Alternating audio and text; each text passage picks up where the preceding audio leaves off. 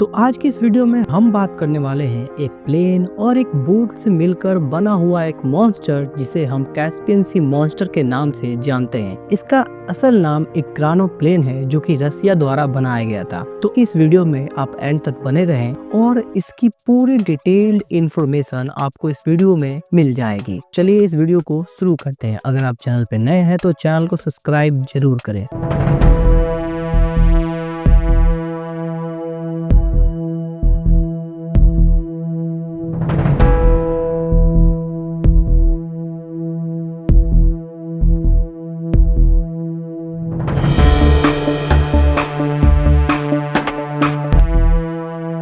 पहले इसके हम इंट्रोडक्शन से चालू करते हैं। ग्रानो प्लेन जिसे कैस्पियन सी मॉन्स्टर या कोराबल मार्केट भी कहते हैं, ये दिखने में तो एक जहाज लगती है। हैरानी होगी कि ये एक एरोप्लेन नहीं बल्कि एक बोट है। यह एक ऐसी बोट है जो कि पानी और हवा दोनों में चल सकती थी। यह प्लेन पानी की सतह पर 240 टन वेट होते हुए भी 300 माइल्स पर घंटे की स्पीड से चलती थी और या फिर आप कह सकते थे कि उड़ती थी। इसकी टॉप स्पीड 400 से 500 माइल्स पर हावर्स तक जा सकती थी। इसकी लेंथ 92 मीटर और इसकी चौड़ाई 37 मीटर बताई जाती है। इसको ग्राउंड इफेक्ट व्हीकल भी कहते हैं क्योंकि ये जमीन से 5 से 100 मीटर की ऊंचाई पर आसानी से उड़ सकता था। इसकी कैपेसिटी 50 लोगों की थी। इसका maximum take off weight 544 ton था। यह विमान एक बार फुल टैंक में 1500 किलोमीटर तक आसानी से ले जाया जा सकता था। अब आइए इसकी कुछ हिस्ट्री के बारे में जानते हैं। इस जहाज को 1966 में रसिया में रसियन नेवी की कैस्पियन सी में हेल्प करने के लिए बनाया गया था। ये ट्रांसपोर्टेशन, वॉर या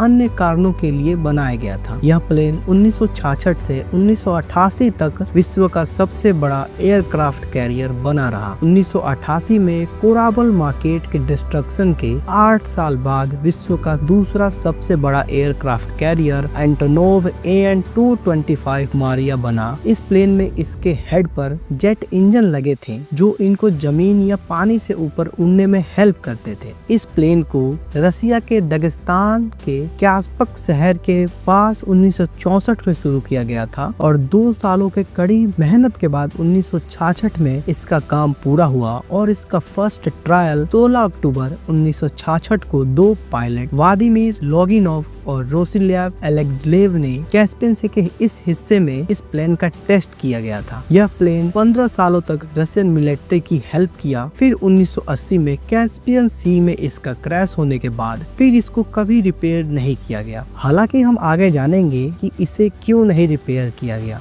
अब आइए हम नजर डालते हैं कि आखिर कैस्पियन सी मॉन्स्टर को कैसे बनाया गया। एक ग्रानो प्लेन को बनाने के लिए ट्रेडिशनल एयरक्राफ्ट और बोट बिल्डिंग टेक्निक्स का इस्तेमाल किया गया था। इसका ढांचा सेंट्रल हल के साथ बनाया गया था। इसमें कुछ छोटे छोटे पंख पेलोन्स पर लगे होते थे जो देखने में एरोप्लेन और बोट का मिक्सचर लगता था। अगर आपको हल के बारे में नहीं पता तो आप ऐसे समझ सकते हैं कि हल बोट के बॉडी का ढांचा होता है, अर्थात जिस प्रकार स्केलेटन हमारे बॉडी का ढांचा है उसी प्रकार हल बोट की बॉडी का ढांचा है। हल पानी के ऊपर तैरता है और नाव को शेप और स्ट्रेंथ देता है। इस जहाज में हल एल्युमिनियम और स्टील से बनी थी, लेकिन इसके विंग्स लाइट वेट मटेरियल से बने हुए थे। इसके विंग्स पर लगे मल्टीपल जेट इंजन्स इसको टेक ऑफ करने में लगातार उड़ने के लिए थ्रस्ट बनाते थे। इस जहाज के कंस्ट्रक्शन में लगी हैवी इंजीनियरिंग और इसका डायग्राम इसको लो एल्टीट्यूड में पानी की सतह पर उड़ने में हेल्प करता था। अब जानते हैं कि आखिर इतना भारी और भरकम जहाज पानी के ऊपर कैसे इतनी आसानी से उड़ता था। कैस्पियन सी मॉन्स्टर को पानी की सतह से थोड़े से ऊंचाई पर ग्राउंड इफेक्ट प्रिंसिपल का यूज करके उड़ने के लिए डिजाइन किया गया था। वैसे मैं आपको बता दूं कि आखिर ग्राउंड इफेक्ट होता क्या है। जब कोई प्लेन जमीन या पानी से थोड़ी सी ऊंचाई पर अर्थात उनके करीब उड़ता है जिससे पानी का लिफ्ट बढ़ जाता है और एरोडायनामिक्स ड्रैग कम हो जाता है। इस प्लेन के काम करने का तरीके को हम 4 कैटेगरी में बांट सकते हैं। फर्स्ट, पंख के डिजाइन। सेकंड, पृथ्वी से करीबी ऊंचाई। थर्ड ड्रैग कम होना, फोर्थ स्टेबिलिटी। अब हम नंबर 1 कैटेगरी इनके पंखों के डिजाइन के बारे में बात कर लेते हैं। कैस्पियन सी मॉन्स्टर के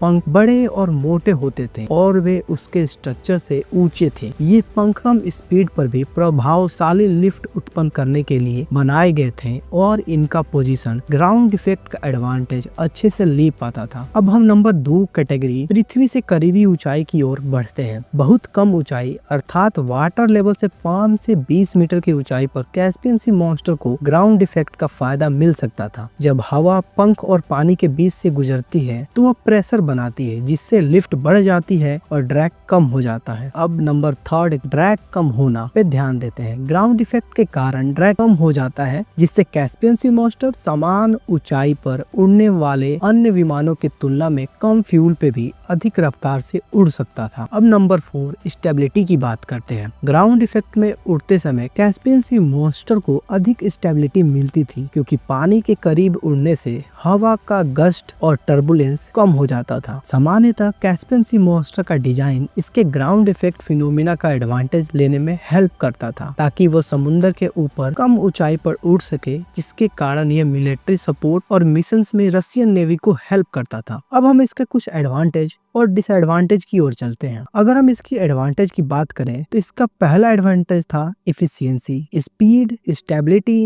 एक्सेसिबिलिटी प्रोवाइड कराना। ये इसके कुछ एडवांटेज थे। अब हम इसकी डिसएडवांटेज की बात करें तो इसके डिसएडवांटेज में लिमिटेड एल्टीट्यूड का होना, वल्नरेबल टू वेदर कंडीशंस, खराब वेदर में ये बढ़िया से परफॉर्म नहीं कर पाता था, limited payload capacity, limited manoeuvrability, infrastructure dependency and stealth limitations. एक बार ये अगर जहाज रडार में दिख जाता था तो ये रडार से बच नहीं पाता था और इसे टेक डाउन करना और भी ज्यादा आसान हो जाता था। अब हम बात करते हैं कि आखिर इसे 1980 में क्रैश करने के बाद से इसे फिर से बनाया या फिर रिपेयर क्यों नहीं किया गया। अगर हम कारणों की बात करें तो इसके बहुत से कारण हो सकते हैं। फौजी प्राथमिकताओं में परिवर्तन या फिर तकनीक में उन्नति, रक्षा और संचालन की लागत। सबसे बड़ा कारण जो इसका था वो था पॉलिटिकल एंड इकोनॉमिकल कारण। उन दिनों रसिया में सरकार बदली थी और नई सरकार के आने से आर्थिक विचार बदले और बजट की कई कठिनाई हुई, जिसके चलते कई सारे ऐसे प्रोजेक्ट्स को बंद करना पड़ा जो कि बहुत ज्यादा